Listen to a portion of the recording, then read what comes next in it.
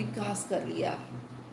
आगे वो बहुत ही सुंदर बात कह रहे हैं कि भारत के पास संसार को देने के लिए और कुछ भी ना होता तो भी अकेला क्रिया योग ही एक शहाना तोहफा माना जाने के लिए काफ़ी था। बाइबल के अनेक पैरे ऐसे हैं, वो कहते हैं, जिनसे ये स्पष्ट होता है कि हिब्रू गुरुओं का ये ज्ञान था कि ईश्वर ने श्वास को शरीर और आत्मा के बीच एक डोरी का काम करने के लिए बनाया था। जेनेसिस में कहा गया है कि परमात्मा ने धरती को मिट्टी के साथ आदमी की रचना की और उसके नाक में प्राण का संचार कर दिया। इस तरह वो एक जीता जागता व्यक्ति बन गया। मनुष्य शरीर की रचना, वो कहते हैं, धातु और रासायनिक तत्वों से हुई है जो कि धरती की मिट्टी में मौजूद होते हैं।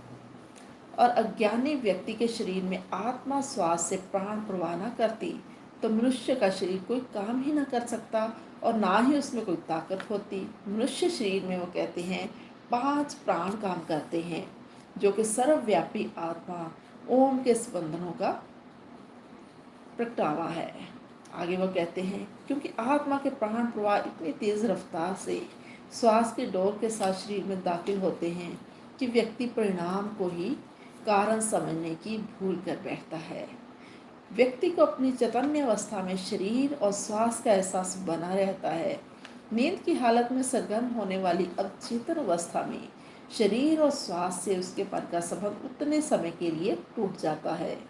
पर अचेतन अवस्था में वो इस वहम से मुक्त हो जाता है कि उसके शरीर की जो होंद है वो श्वास के ऊपर निर्भर है। परमात्मा, वो कहते हैं, श्वास के बिना भी रहता है। उसके प्रतिबिंब आत्मा को श्वास रहित अवस्था में ही पहली बार अपने आत्म स्वरूप का ज्ञान होता है। और आगे वो मृत्यु की व्याख्या करते हैं कि जब आत्मा के विकास की रफ्तार तेज कर देने वाले कर्मों के कारण शरीर और आत्मा के बीच में श्वास की डोर टूट जाती है तो अवस्था में अचानक परिवर्तन आ जाने की वजह से उस परिवर्तन को मृत्यु कहते हैं।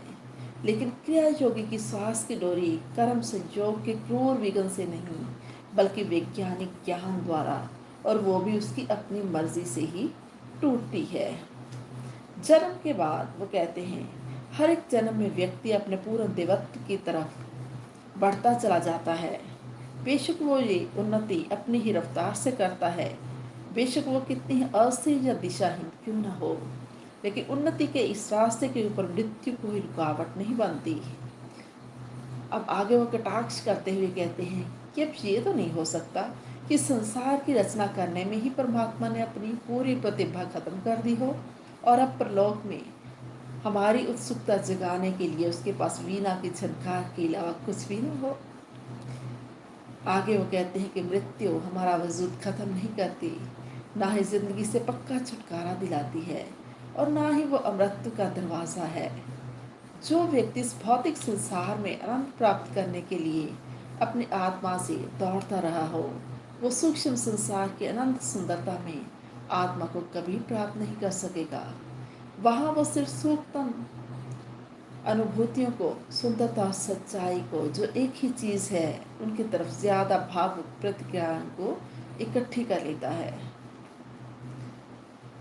आगे कहते हैं योगानंद जी कि अनेक वर्षों तक मैं एनिसिनेटस और लॉस एंजल्स में पतंजलि के योग सूत्र और दर्शन के और गहरे ग्रंथों के ऊपर शिक्षा ग्रुप उन्होंने चलाई। एक दिन, वो कहते हैं, एक शिक्षा ग्रुप के एक विद्यार्थी ने मुझसे पूछा, परमात्मा ने आत्मा और शरीर को जोड़ा ही क्यों? संसार के इस विकासशील नाटक को शुरू करने का परमात्मा का मकसद क्या था? और भी अनगिनत लोगों ने भी इसी तरह के, वो कहते हैं, सवाल उठाए थे और दार्शनिकों ने उनके जवाब देने के असफल यत्न भी किए थे। अब यहाँ वो बताते हैं कि श्री युक्तेश्वर जी मुस्कुराते हुए ऐसे सवालों पर कहा करते थे कि कुछ भेदों को अनंत काल में ही ढूंढने के लिए छोड़ दीजिए। व्यक्ति की तंग विवेक शक्ति अजन्मे पूर्ण ब्रह्म के अकल्पनीय उद्देश्यों को किस तरह समझ सकती है?